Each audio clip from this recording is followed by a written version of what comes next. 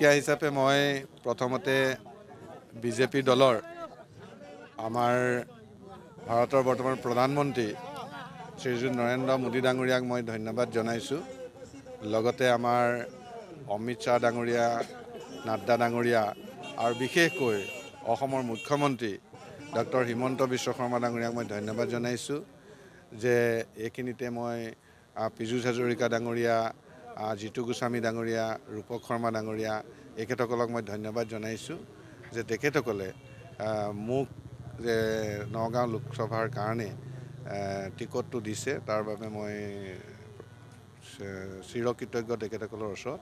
আৰু এতিয়াই মানে এই স্থানৰ পৰাই নগাঁও লোকসভাৰ ভোটাৰ ৰাইজক মই হাতজোৰ কৰি প্ৰাৰ্থনা কৰিছোঁ যে অঞ্চলৰ উন্নয়নৰ কাৰণে আৰু ল'ৰা ছোৱালীৰ ভৱিষ্যতৰ কাৰণে নগাঁও লোকসভা ভোটাৰ ৰাইজে এইবাৰ বিজেপিৰ আমাৰ কেণ্ডিডেটক পদুম ফুলৰ চিনত ভোট দিবলৈ মই ডাঙৰীয়াই ভাৰতৰ ৰাইজৰ কাৰণে, অসমৰ ৰাইজৰ কাৰণে যি কাম কৰিছে, বিজেপি দলে যি কাম কৰিছে, বিশেষকৈ আমাৰ সকলোৰে প্ৰিয় জননেতা অসমৰ মুখ্যমন্ত্ৰী ডক্টৰ হিমন্ত বিশ্ব শৰ্মা ডাঙৰীয়াই অসমৰ কাৰণে যি কৰিছে, এই কথাবিলাকে আমাৰ মূল ইছ্যু হিচাপে আমি ৰাইজৰ মাজলৈ লৈ যাম।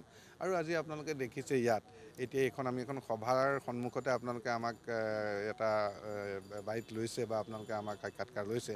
গতিকে চাওক, বিপুল মানুহে সন্ধ্যা সময়ত ইয়াত আছে আৰু এটা মাইনৰিটি অধ্যুষিত অঞ্চল। গতিকে ইয়াৰ পৰাই প্ৰমাণ হৈছে যে আমাৰ নগাঁও লোকসভা জয় হ'ব। আৰু ইয়াৰ পৰাই ভগৱানৰ ওচৰতো আমি প্ৰাৰ্থনা জনাইছোঁ, আশীষ কৰে যে আমাৰ নগাঁও লোকসভা জিকক আৰু আমি বিজেপিৰ লগত একেলগে চামিল হৈ আমাৰ নগাঁও লোকসভাৰ উন্নয়নৰ কাম কৰিব পাৰোঁ। এইখিনি সেই পাৰ্চেণ্টেজটো আজি আমিও ক'ব পৰা হিচাপে মই প্ৰথমতে বিজেপি দলৰ আমাৰ ভাৰতৰ বৰ্তমান প্ৰধানমন্ত্ৰী শ্ৰীযুত নৰেন্দ্ৰ মোদী ডাঙৰীয়াক মই ধন্যবাদ জনাইছোঁ। লগতে আমাৰ অমিত শ্বাহ ডাঙৰীয়া, নাড্ডা ডাঙৰীয়া আৰু বিশেষকৈ অসমৰ মুখ্যমন্ত্ৰী ডক্টৰ হিমন্ত বিশ্ব শৰ্মা ডাঙৰীয়াক মই ধন্যবাদ জনাইছোঁ যে এইখিনিতে মই পীযুষ হাজৰিকা ডাঙৰীয়া, জিতু গোস্বামী ডাঙৰীয়া, ৰূপক শৰ্মা ডাঙৰীয়া এখেতসকলক মই ধন্যবাদ জনাইছোঁ যে তেখেতসকলে মোক যে নগাঁও লোকসভাৰ কাৰণে টিকটটো দিছে, তাৰ বাবে মই চিৰকৃতজ্ঞ তেখেতসকলৰ ওচৰত।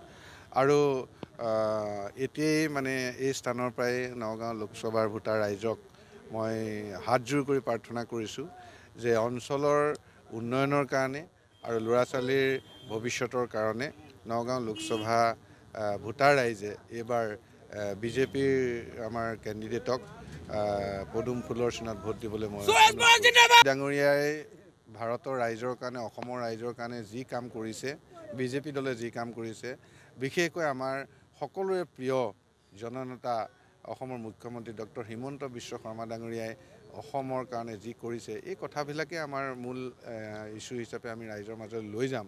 আৰু আজি আপোনালোকে দেখিছে ইয়াত এতিয়া আমি এখন সভাৰ সন্মুখতে আপোনালোকে আমাক এটা বাইট লৈছে বা আপোনালোকে আমাক সাক্ষাৎকাৰ লৈছে।